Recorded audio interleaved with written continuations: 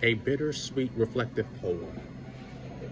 Here is a poem about one of the most common objects we use in relation to our being that is often a metaphor and a fruit. That would be the lemon. The truth of the matter is, a lemon is a hybrid or a child of a bitter orange and a citron. Lemons are not naturally occurring, therefore.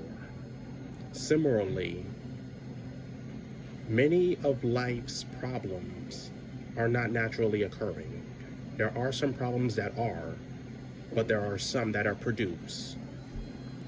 We often hear the phrase, when life gives you lemons, make lemonade. But the irony is, just as we have created lemons by genetic breeding, we often create our own problems in life.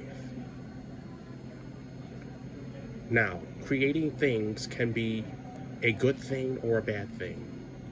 Lemons are sweet. Lemons are also sour.